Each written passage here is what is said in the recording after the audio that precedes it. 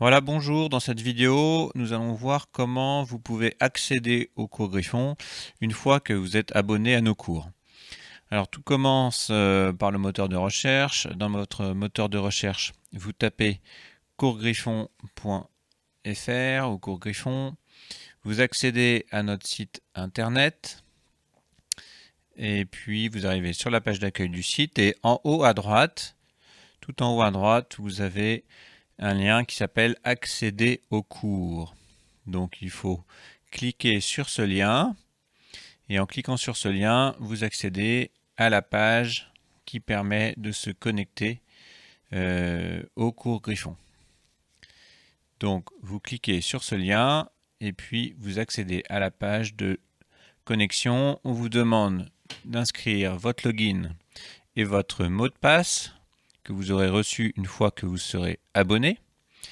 Vous cliquez sur se connecter et vous arrivez sur la plateforme des cours où vous retrouvez une page d'accueil avec les différentes matières disponibles: français, mathématiques, latin, histoire et très bientôt anglais. Nous sommes fin mars 2015 et vous aurez de l'anglais dans quelques semaines disponible.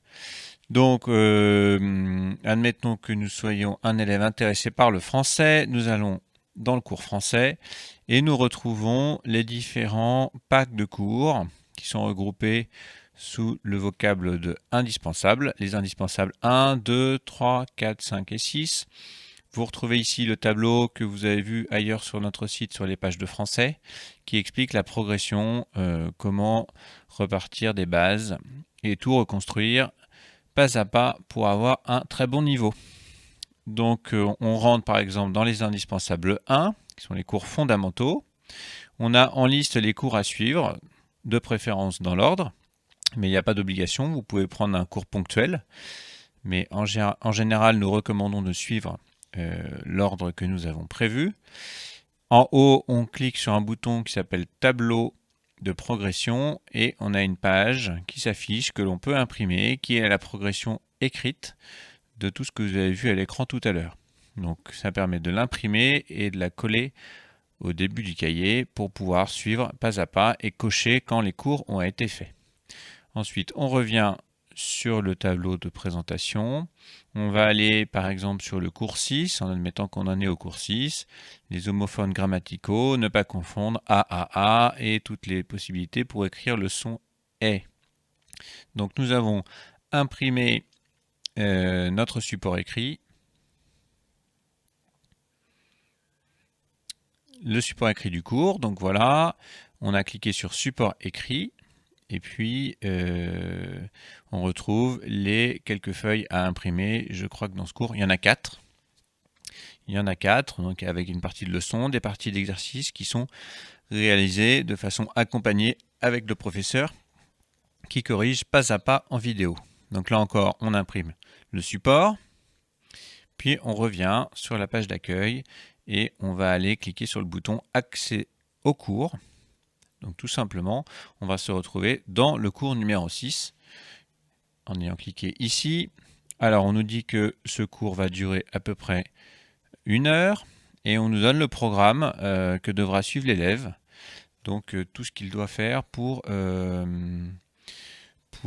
suivre le cours, la première partie du cours, deuxième partie, etc.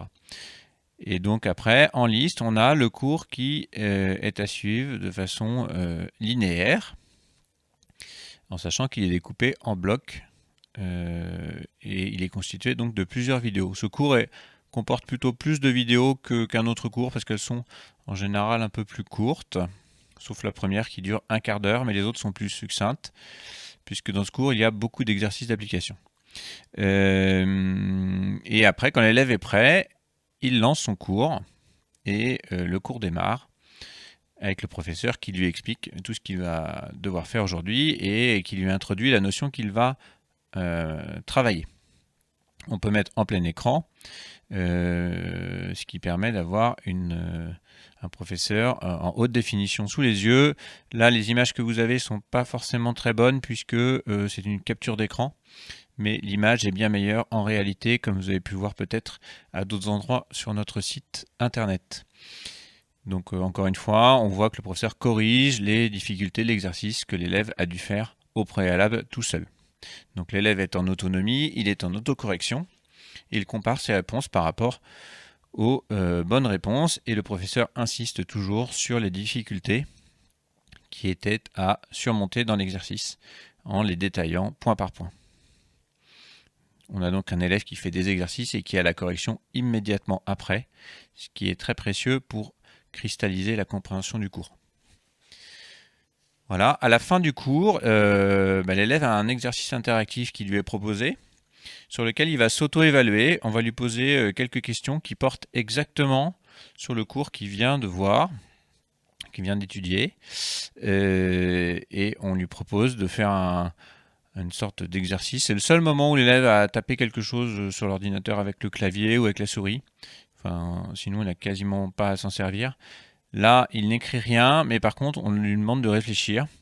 Ça a l'air de rien, mais on lui donne plus de possibilités qu'il y en a dans l'exercice. Donc en fait, les pistes sont vraiment brouillées et il ne pourra pas s'en sortir s'il n'a pas bien analysé, bien réfléchi. Donc là, je vais assez vite pour faire l'exercice, mais un élève met évidemment beaucoup plus de temps. Il faut qu'il comprenne le sens de la phrase et qu'il accède pour accéder à la bonne réponse. Quand il a fini, il clique. On lui demande s'il est sûr, oui. Et il va immédiatement avoir sa note. Donc là, j'ai bien travaillé parce que j'ai 5 sur 5. Et donc, il va pouvoir les vérifier réponse par réponse, où il avait bon, où il avait faux, en sachant que s'il a bien écouté le cours, normalement, cet exercice ne pose pas de difficulté. Donc c'est un moyen d'évaluer en fait si l'élève a bien étudié le cours. Après, on peut revenir à la page d'accueil et choisir une autre matière. Donc là, nous sommes partis en mathématiques. Admettons que l'élève soit en 4e, il va choisir maths 4e, savoir bien calculer. Donc. Et de la même façon, on retrouve les 10 cours à suivre dans ce groupe de cours. Il y a toujours le tableau de progression qui sera collé en tête du cahier. Il y a une autre vidéo qui vous montre comment doit se présenter le cahier, que vous pourrez regarder après. On imprime ce tableau, et puis on va aller directement sur le cours qui nous intéresse, c'est-à-dire le cours où en est l'élève dans la progression. Par exemple, les fractions, cours 3 sur 4, addition et soustraction de fractions. De la même façon, on imprime le support écrit sur lequel l'élève va travailler, et là c'est très important.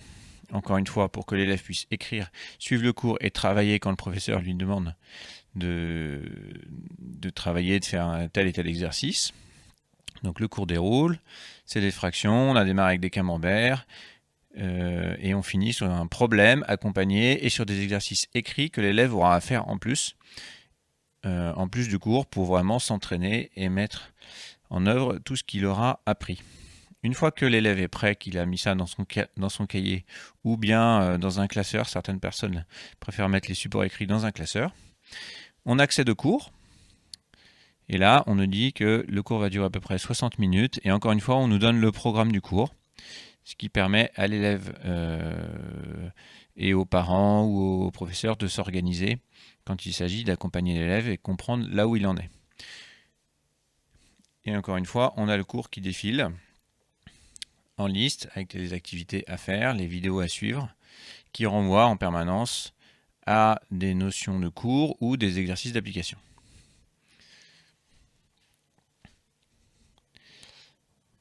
Voilà, il y avait au départ un rappel, puis première partie du cours, deuxième partie du cours.